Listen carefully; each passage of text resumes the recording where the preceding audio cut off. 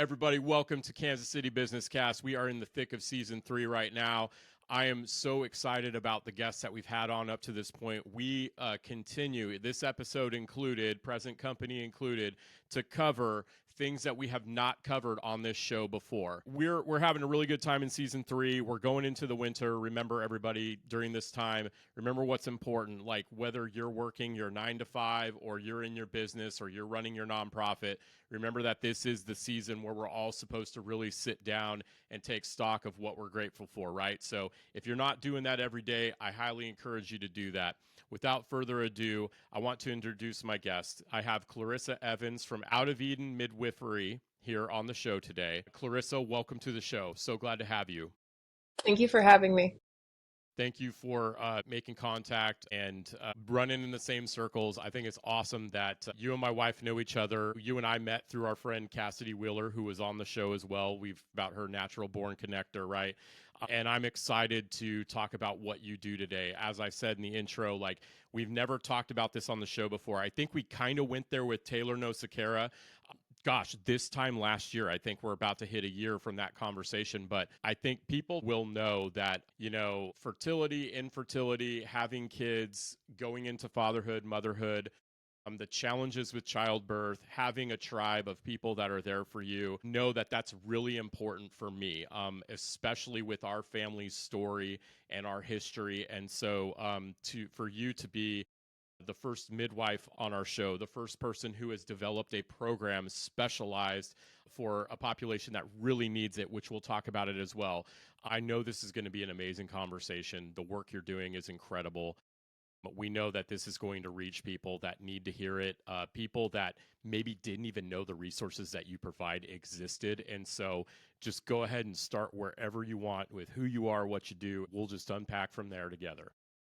Yeah, so my name is Clarisa Evans. I'm originally from San Diego, California. I started Out of Eden Midwifery in 2023. I really felt like the Lord was calling me to just go ahead and start this midwifery practice. We provide home births in the Kansas City metro area. I've had the privilege of serving all types of people. It's a super diverse practice, and that I'm proud of.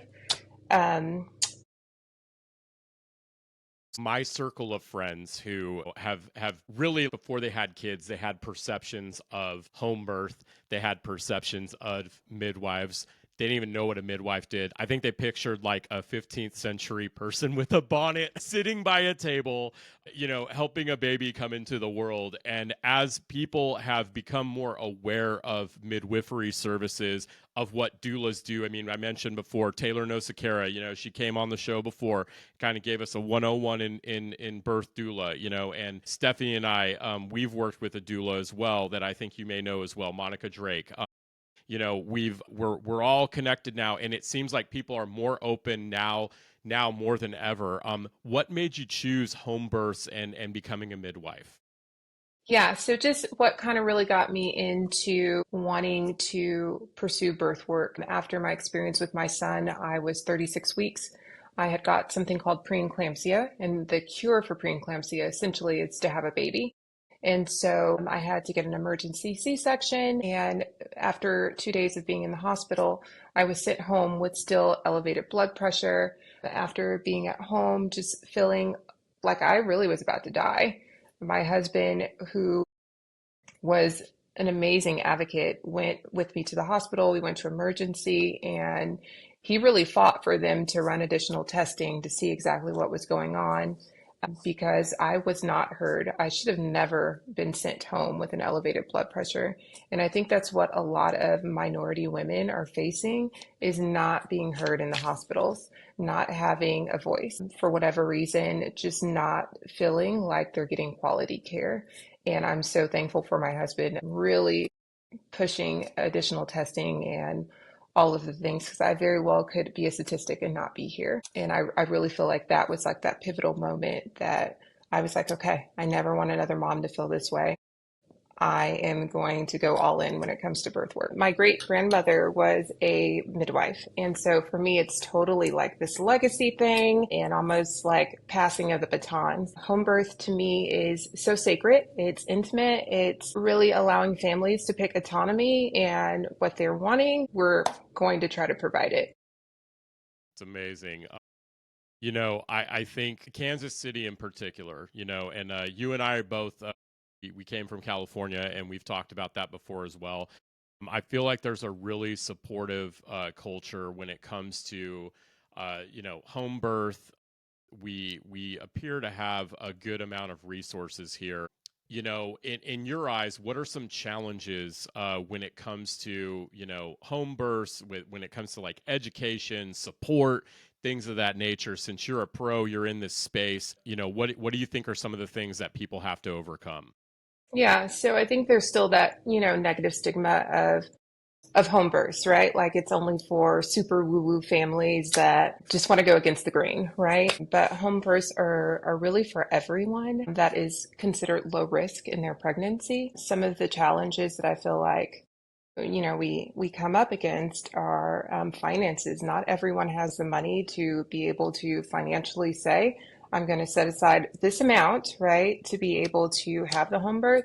So that's something that we see regularly. We also have families that they don't find a provider that they connect with, wanting to have a provider that they feel safe with, one that they can relate with. They're not going into a OB appointment where they're in there for 5 minutes. Our appointments are 45 minutes. So really being intentional about getting to know these families, I would say is a huge difference between going to a traditional OB than having a home birth experience.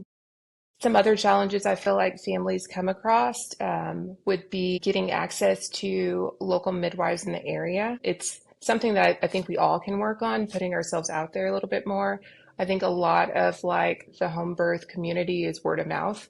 And so for those families that don't know certain people, then they wouldn't be privy to like, okay, so who's, providing births? Especially for minority families that might want a provider that looks like them. Outside of myself, when I originally started, there was like one other minority midwife, and now she's relocated.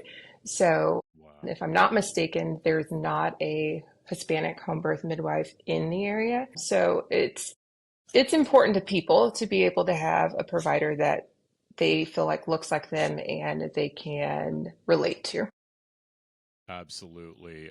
Yeah, I know that we had talked about that before. That's one of the challenges that you've found, right? In being a minority in a predominantly white profession, right? That's something that you've called out.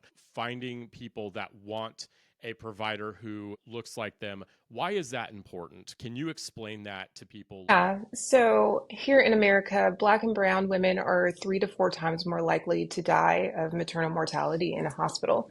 And so, with that being said, it's just super important that they know that they're being heard. We have certain experiences that maybe somebody else wouldn't have. So, having a provider that is relatable, one that at the end of the day, they genuinely want to see you and your family thrive, I feel like is very important to people. It's almost like just that level of trust as well is there. Absolutely. I can't help but get emotional about this because I know my wife Stephanie and I we've had this conversation. And I know you and her you both serve in KBEN, which is the Kansas Birth Equity Network. I will absolutely be linking them in the show notes. I've been following them since Stephanie joined up, and that has been something that has been on our hearts for years, related to our upbringing. Coming from Southern California and having Black and Hispanic friends and families and people that we had in our circle, and it's something that we really care about. Maybe you could kind of talk about your work with KBEN. Also, you do work with Uzazi Village as well. Can you maybe talk about those resources? Yeah, so a little bit in regards to Uzazi Village, I'm actually the clinical director there, and they have something called the Ida Mae Patterson Center. And so it is a prenatal clinic where families, free of charge, can go and they can get prenatal care, postpartum care. They have the option if they can financially afford a home birth at a discounted rate. They have access to therapists. They have access to an herbalist. because we really believe that herbs can heal your body. They have childcare that's there. We really hit nutrition. So they have access to all of these things for free. And so we have seen just amazing results of families that have come in and they've had such like fear associated with their care to leaving feeling empowered. We've really hit it with education there, where they are going into their birth space knowing that they're going to be okay, and they have a tribe of people that are supporting them. Absolutely. And Taylor is actually with them now as well at Uzazi Village. Is that correct? She is, yeah, she's amazing. So cool. Yeah. Steph and I saw that announcement on her Instagram, and Taylor is just still like she's just so real, so raw, like not scripted. She is who she is, and that's why everybody loves her and what she does. So that is really cool as well. That because that's new for you, right? You just became the director. I did. I'm like I'm a month deep. Wow. So what are you enjoying about it so far? Like what is you mentioned like we've seen some victories, right? Like Yeah. what's happening there? Yeah, so I'm loving, I guess, the clinical aspect of midwifery as well, where we're sitting down, we're writing policies, we're writing different procedures where our families, for example, we have a NICU policy. So if we have a family that is, unfortunately, they had their baby a little bit early and they have a NICU stay, we have a protocol for that. We want to make sure families are supported on all ends. That's really cool. I love that. How are you finding it making partnerships with others in the community, right? Like other providers, like how do you bring awareness so that people know about the services that you provide there? Yeah, so we've been doing a lot of local events. We speak at them. Community baby showers are huge because that's bringing that population that we want to serve. So being able to be there and talk to them about the services that we provide, those are also good. I like going to different networking events that are kind of geared towards, birth and all of the things. Those have been helpful as well. Absolutely. So, I mean, we've kind of set the stage here for, what you do. We got into a bit of your why as well. Talk about the Team Mom program that you developed. Tell us about the genesis of that. How did that come about, and what are you most excited about with that? Yeah, so Cure's Voice is the name of my teen mom Here's voice. ministry. That's right. It, I guess, was birthed from someone who's extremely near and dear to my heart, getting pregnant at a young age and not having resources, not having where she felt like she had a voice, not having support, and ultimately had to make a decision in crisis. And so, after kind of hearing her story and how that affected her then and even to this day, I never wanted another teen mom to feel that way.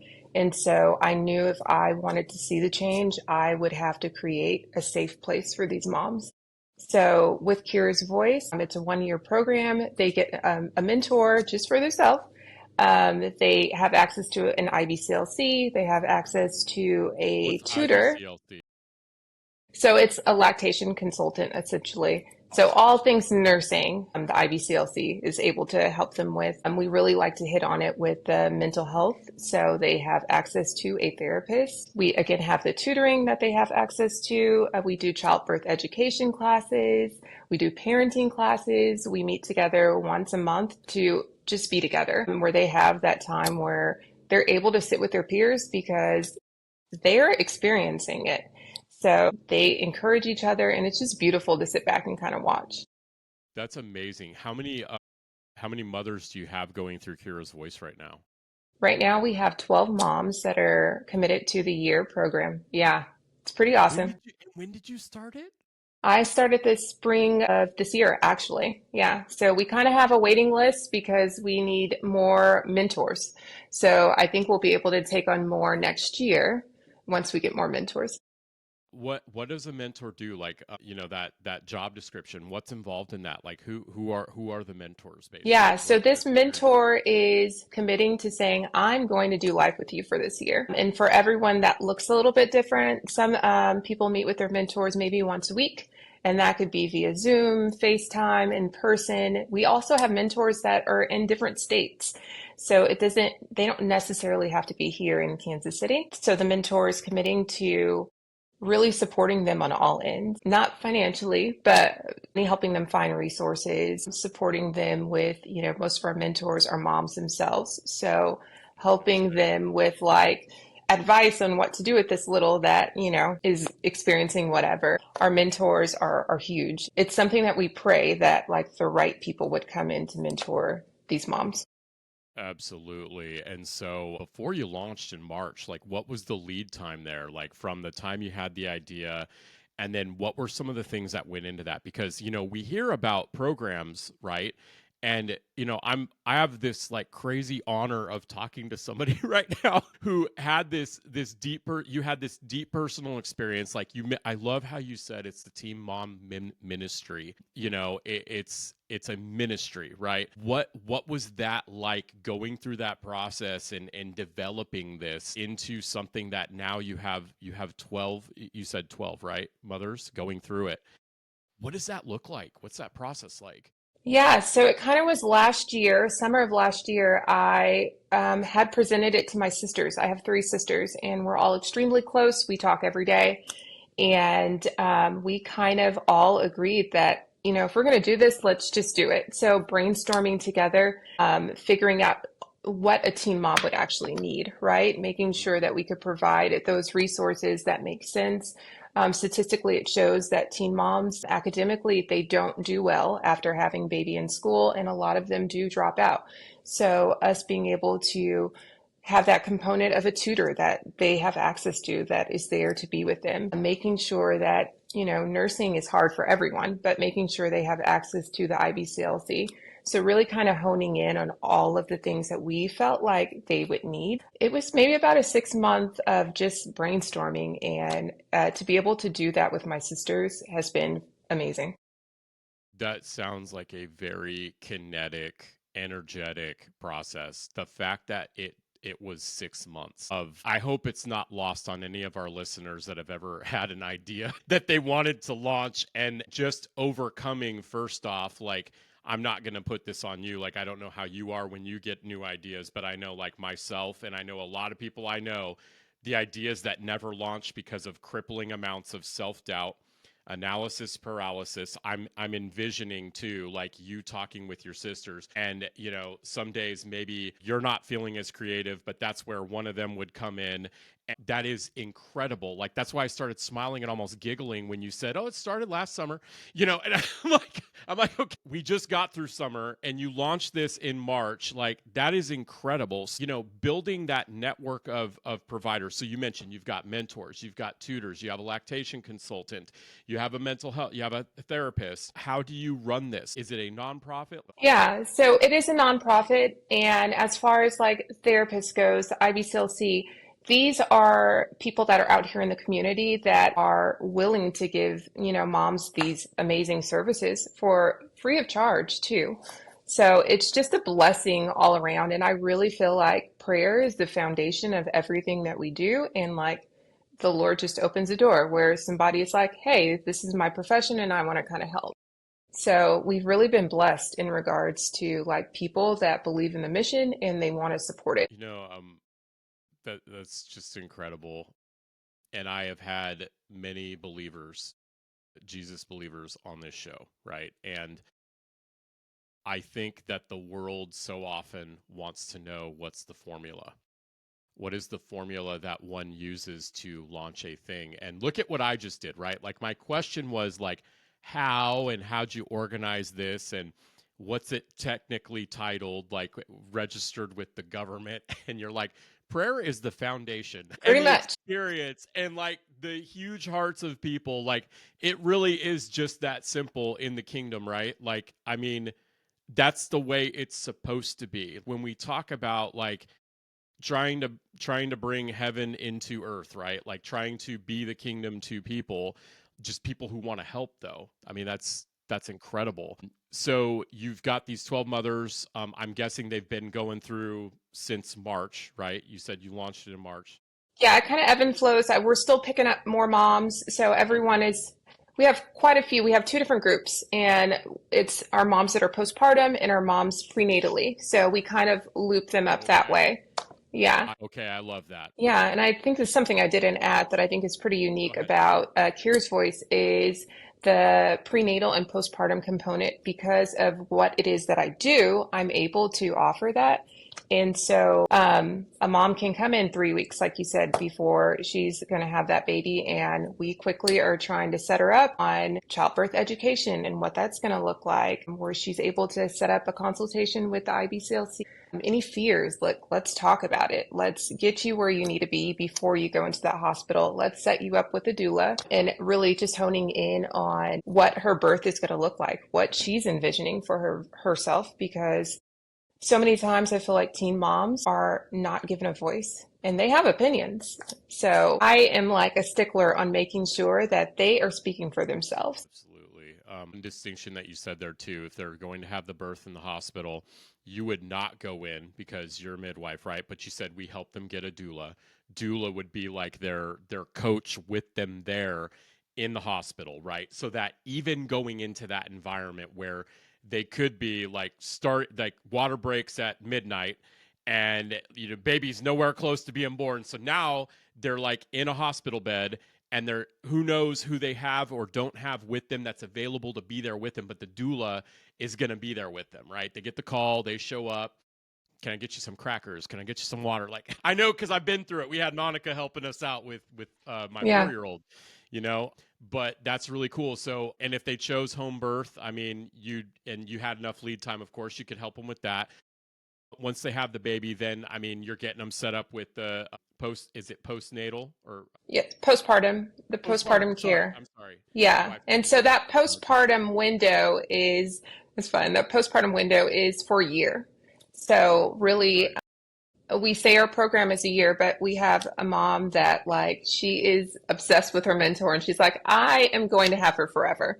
So they really do establish and build those relationships. And so we say a year, but I feel like there's a little bit of Yeah. give with that. Yeah. Yeah. So that They're postpartum period again is that full year after you have your baby.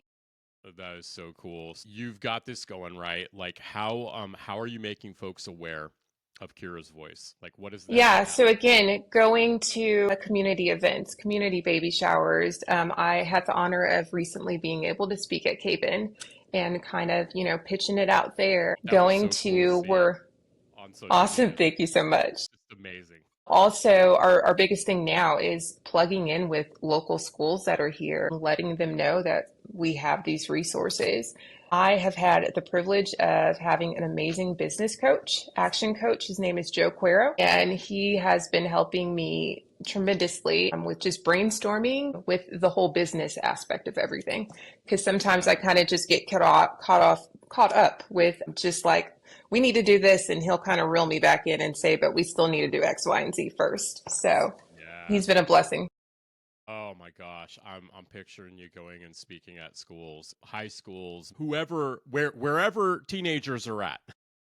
Yeah. Well, we haven't gone in any schools yet. Hopefully next year that Okay. changes and then we'll be able to have access to that. But oh my gosh, I feel like hitting it with who they are, right? Like not even a teen mom. I feel like identity is such a big thing at that high school age. And so letting these young girls know that you are valuable, you are loved, that you have worth, and really kind of getting them before, Yeah, other things.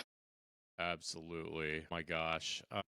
What are some of the challenges that you're having or that your mentors are seeing and through Kira's voice, right? I mean, I don't want to assume like the challenges that a teen mom's going to go through postpartum, right? Like I think I can envision those things, but from you, the expert, like what are some of the things that you're seeing, that they're going through and how do you address those types of things with them? Yeah, so some of the things that we're experiencing is transportation. Transportation is huge. Mm, They've got a million and one appointments they've got to go to. And then on top of that, they've got school. Some of our moms work. And so a lot of them don't have cars. Some of them are not even old enough to drive, right? So getting them transportation has been an issue. Some of our moms they are experiencing homelessness where, for whatever reason, they're clashing with families. And we're so thankful for resources that are out there like Mother's Refuge, Lighthouse, that are providing essentially homes for teen moms and their babies. Absolutely. Yeah, that's huge. I had a friend in high school. Him and his girlfriend, they got pregnant. I think they were 16. And I remember what they went through going into the high school. Is like, okay, so like I was with him too. I was his buddy. I remember the rumors, all of the things that he and her had to face. Basically being a 16-year-old and now having a child on the way. They haven't even finished school yet. And they have a child that they're going to have to care for. Going through it without somebody and somebody's a tribe, it sounds impossible. Are there any other programs like this? It took me a while to get Yeah, there. so you kind no, it's great. You kind of spoke on like your friend. I think a lot of Yeah, times we look at, the young girls, but how is, her partner feeling and what resources are available to him? So we have had a couple of teen moms that were still in thriving relationships with their partners, and they were just as confused as she was. So we have access to a daddy doula. He's here and he's local, and he has an amazing program where he's, talking to these teen dads. And he also has a curriculum that he goes, I believe it's 3 months, where they kind of just hone in on everything, but being able to provide care for the full family. absolutely. And is that James Hogue, the dad's It doula? is. Hmm. Okay, yeah, I love Yeah, him. I work with him at Uzazi Village. He's the daddy doula there. Oh my gosh, I have not met him in person yet, but I found out about him through I think Taylor and then my wife Stephanie somehow. And I every time I see a reel come up where he's doing the Q&A with guys at like events and stuff, I can't double tap those things enough. Like I absolutely love what he's doing. Of the 12 mothers that you have, some of them have partners with them, right? Going through this as well. What does support look like for them? Yeah, so it just varies. Some of them have amazing support systems where their families are involved.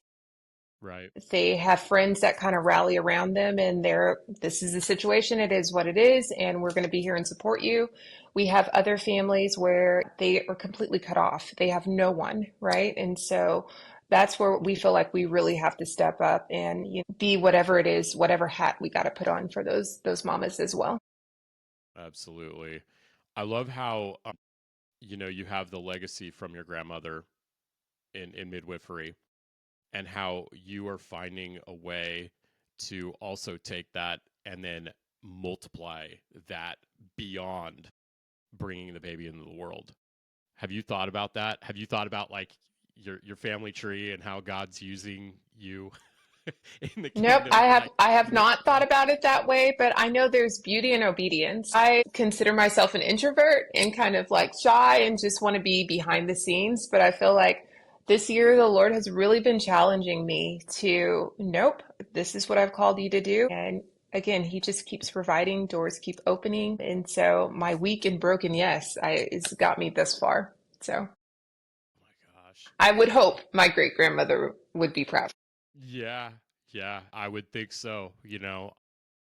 On that, on the Lord challenging you, like what does that look like? Because I know personally, just to talk a little bit about how I got to doing this podcast, I was anti social media. I was anti putting myself out there. Like even when I was a musician, like I hid behind my guitar. And I never wanted to be the person talking. I never wanted to be the mouthpiece. A lot of that came from a serious lack of self confidence. But then there was also this almost like this weird righteous indignation, like, well, I should be able to have a voice and lead and organize and all this stuff. And my road to getting to this point where I am actually, it's very surreal right now. I'm actually how I'm talking to you about this and we're talking about this subject. I would have never imagined in decades of being here on earth that I would ever have this opportunity to hear, your story and what you're doing with Kira's voice. But like by saying, okay, like, well, I guess this podcast and this is too big to ignore now, but like when you talked about like you said just now, like I'm an introvert and God's been saying nope, Nope, time to get out there. Like, what does that look like on a regular basis for you? And what are some of the nuggets that you've gotten out of that? Yeah, so again, being an introvert, I thrive in smaller settings. And so I feel like things have just been presented where it's like, okay, you need to go speak in front of hundreds of people. And for me, I'm kind of like, Lord, if you've called me to this, then you're going to see me through it. And He does time and time again. I just know that without a shadow of a doubt, when you believe in something, when you are passionate about it, no fear is so heavy that it will cause you not to go and do it, or at least try, right? And so I feel like this year has been my mantra of saying, I'm going to do it afraid. And I've stayed true to that, where it's just like, Lord, if you've called me to this, you're going to see me through it. And so, really, just being completely dependent and trusting that He is going to keep opening up those doors and that He's going to bring the right people into this organization. Absolutely. So and the other part too is just getting set up for this call. We had Anthony, your husband, helping out with the technology and all that stuff. What's that dynamic been like for you and him in getting yourself out there, building these programs? You mentioned the relocation, right? I know personally how hard it is to move across the country, right? What has that been like for your family, like going through these changes and the Lord saying, "All right, here's what's next, Evans fam," right? Like what has that dynamic been like? Yeah, so my husband is my biggest cheerleader. There are some days where I'm like, I want to not today. And he is just there in a lovingly way to say, get up, we got to do it. And so with midwifery, with Curious Voice, you don't have a set schedule. It's a lot of hours. So really being able to have that partner that is like, I know this is what the Lord's called you to, which might, require me to take on a little bit more, but I support that. I believe in the mission. He's been phenomenal. I am where I am today because of my husband. Our kids are very involved in both the midwifery practice. The girls love to go and check a blood pressure, or they're constantly asking to go to a birth. So they'll tell you, my little guy who's 9 will tell you the whole anatomy of like a woman and like what birth looks like. So it really is like a Yeah. family thing, right? But they also know there are days where mom might be at a birth for 2 days. So much grace is given. But when I am home, I try to be really intentional about my time and just kind of shutting everything else off and just making sure, for me, home is your first ministry. So making sure that my family is loved and supported and we're all on the same page. Home is your first ministry. That that's oh my gosh. I never thought about it like that. I've talked with guys on my driveway. I've had firesides on my driveway, and we've talked about how, you know, especially as a believer, like you have to have your vertical relationship with the Lord correct if you expect all these other horizontal everything else right. And then it's, before you go out there and try to make change in the world, you have to be able to make change in your home. Change start with heart, right?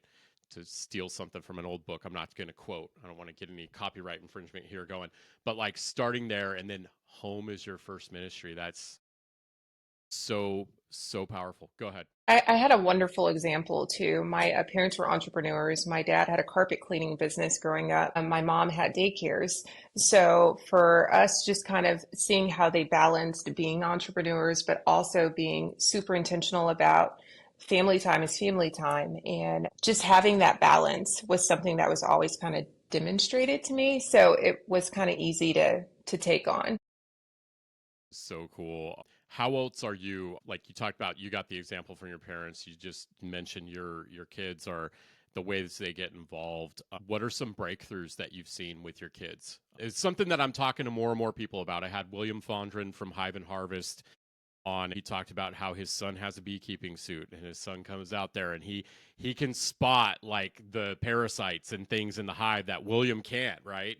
Maybe because William's so tall. I don't or Yeah. maybe because his son has sharp eyes, but like how what sort of breakthroughs are you seeing in bringing your kids into this, not just helping out teen moms and midwifery, but showing them how the dynamic works, like mom's got to go to a birth and here we are, and here, like, what are some breakthroughs you've seen with your kids? Yeah, so like I said earlier, this whole midwifery thing is definitely a legacy, one that I hope carries down to them.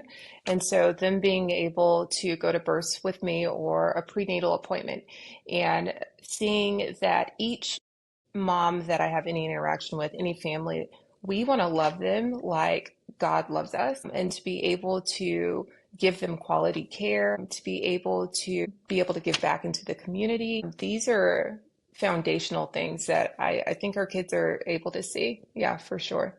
Even with Kira's voice, they're right there with those teen moms with no judgment. They're just loving on them, and our girls are 14 and in high school. So they're kind of around that age where it's like these are some of their peers, right? And just seeing how they're relatable to each other in regards there are some kind of same interests that they like. So they're excited to see these teen moms just as much as I am, and just seeing how they love them well. It's just beautiful. Oh my gosh. I love it. This talk just keeps getting better and better and better. I think we cover some awesome stuff. And knowing you're an introvert, right? And typically, I'm going to say we. I told you before. I think this call. I consider myself an ambivert, but I recharge like an introvert. I talk all day. I want to go home and crawl into a book or a video game or whatever. But like, how do you recharge, right? What are some things that have worked for you to recharge yourself and stay present? You talked about when I come home with my family, I'm present. How do you do that? How do you shut the stuff off, right? It really comes down to shutting the stuff off. Like, I mean, essentially, I cannot do that completely because if a mom calls, I got to go.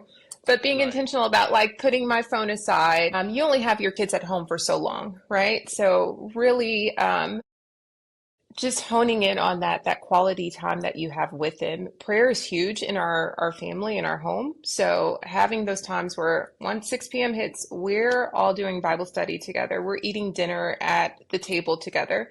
Do we do this every night? No, but most nights, the majority of the nights, all like if it's missed, the kids are, oh, we didn't do that yesterday, so we need to make sure we do that today. The kids are the ones who want this. So they really are the ones that are kind of keeping us accountable. Prayer, again, is huge for me. First thing in the morning, I feel like that is the only way really to start your day, to keep me sane, right? We want to be sane or as Right. well as we can be. Absolutely. I've also this year really kind of got into working out. It's been a great release. So going to the gym first thing Heck in the yeah. morning has been amazing. I'm, starting to get some little muscles over here. Just being able, you feel better, right? So when you feel good, that's going to trickle down into everything else that you're doing.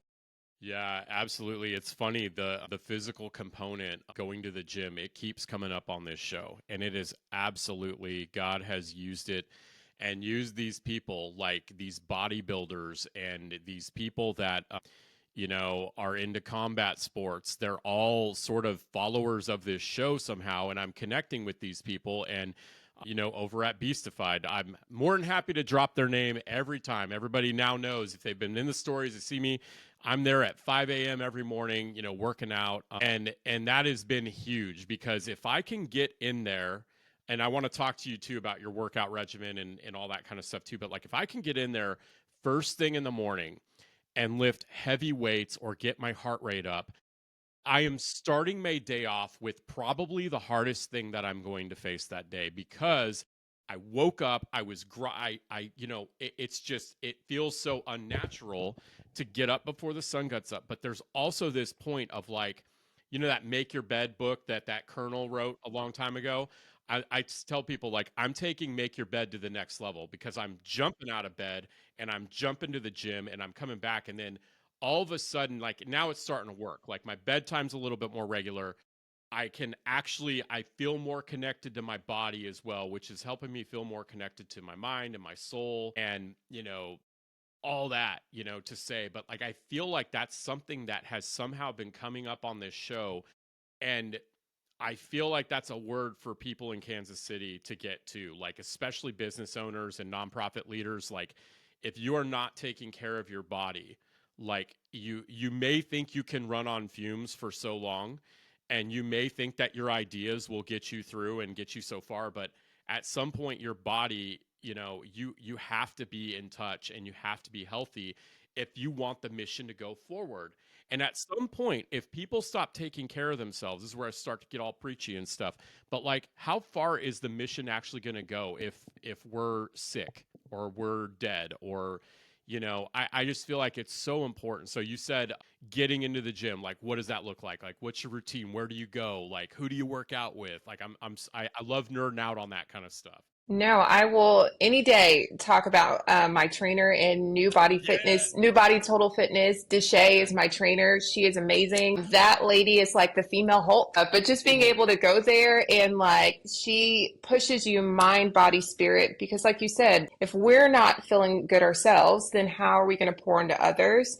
That's And right. so, and even hitting it with like the nutritional end, like making sure that we're putting in foods that are going to carry on throughout the day, right? Like not Yeah. eating a whole lot of junk food and then we're feeling sick an hour later, but we're eating good quality food. We're prioritizing those proteins.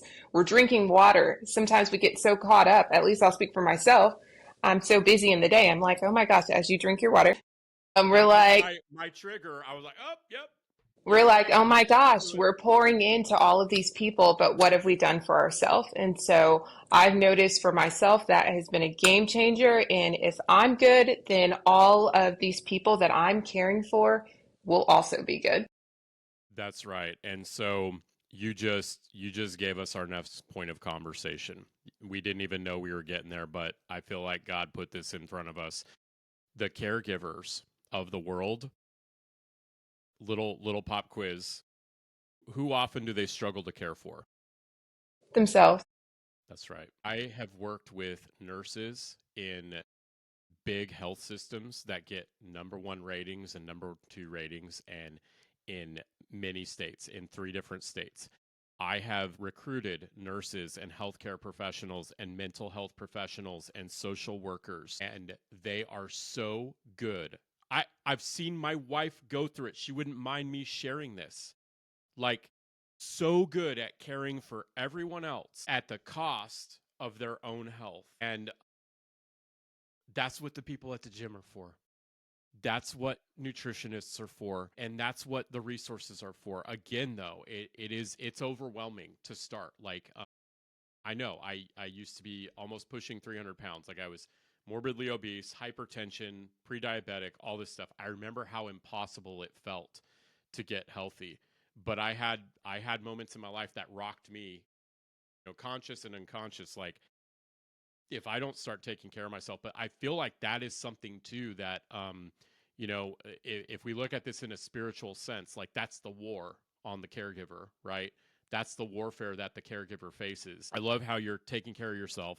What are some of the influencers or folks out there that maybe you look to and you go, hey, they inspire me to keep going, or do it afraid, right? That I know that's something the Lord's been telling you, do it afraid. It's huge. It's just amazing. Yeah. But maybe what are some other resources, I guess, for you, like that inspire you and help you Yeah, guide you? so a couple of people, influencers, podcasters that I listen to, Jackie Hill Perry, she's amazing. Priscilla Shire, she's amazing. And really, our pastor is amazing. We go to Abundant Life Church. So they recently had a podcast, so kind of listening into that. A lot of midwifery books as I'm getting ready to sit for my boards again. And of course, just really kind of going deep in the word with my family. And it's crazy because we could have read something a million times and almost get something completely different every time you read it. Absolutely. So in the Word, which book are you in right now? What's God showing you in the family? Don't put you on the spot. I No, have a go habit for of it. doing that. Go for it. Yeah. What are you getting? So we've kind of been diving deep in Revelations, which is heavy. Big time. But we kind of are just taking that piece by piece. And we really want to be in a place where we're ready, right? Like Earth is not our final home. And just making sure that we're in a place where when God does decide to come back, that we are found worthy. Absolutely. I love that. I love that you make that time too when we talk about the rhythms, in our family, home being the first ministry. I'm telling you, there's so many things. I know I'm gonna listen to this episode probably 2 or 3 times when I'm editing it, right, getting it ready. And then this is going to be something that I keep going back to. And I know other people are as well. We covered a lot of ground in this conversation. Was there anything that you felt like, or even that you've been inspired to as we've been talking that, you feel like people should know about you or the programs you're involved in? Yeah, so just again, kind of talking about Kira's voice, we are in a place where we're looking for mentors. And you kind of said, well, who qualifies as a mentor? Someone that has a heart to serve these moms, really, and are committed to being with them for this year. That's huge. And we're believing God for the right people to kind of come on and go on this journey with us. I love that. Have you ever heard that saying that God doesn't call qualified people, he Yeah. qualifies the called? Coming from a recruiting background, I always look at minimum qualifications. It's like what I have to do. They have to have a degree.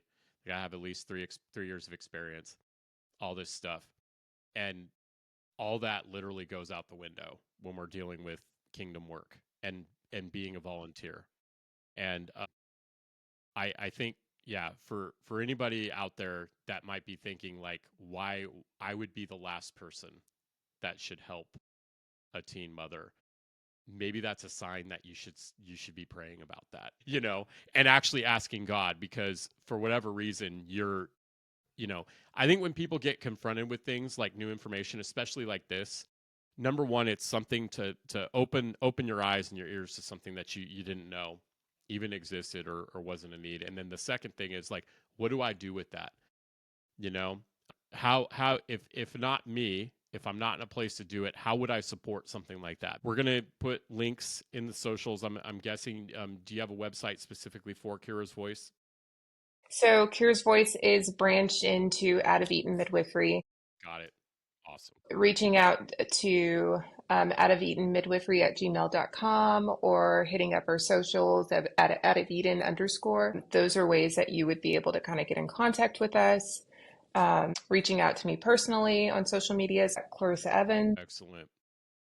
Awesome. Well, it has been such an honor to have you on the show, Clarissa. We'll have to check in with you, season 4, season 5. We'll definitely have you back on. So glad to know you, what you're doing with the programs that you're involved in with your family.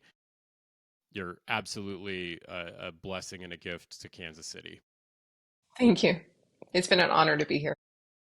All right. I appreciate you so much. Okay, everybody, I am putting Clarissa's socials, links, everything that we talked about in the show notes. Again, I'm going to say something that I've been talking about more and more lately. The way that you can help us, we really appreciate it when you engage with our social media posts online and comment and like. That helps us overcome like the algorithms and things that are sort of reserved for like the more popular, Instagram influencers and podcasters and all that stuff.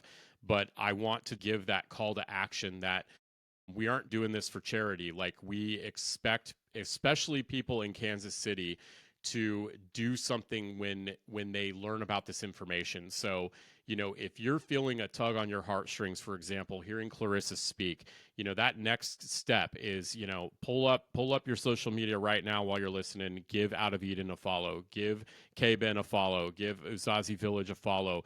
Dad's Doula. All these folks that we've talked about, please, add that to your awareness. Train your algorithm to inform you on what's happening here in Kansas City, and especially if you've got a heart for helping people.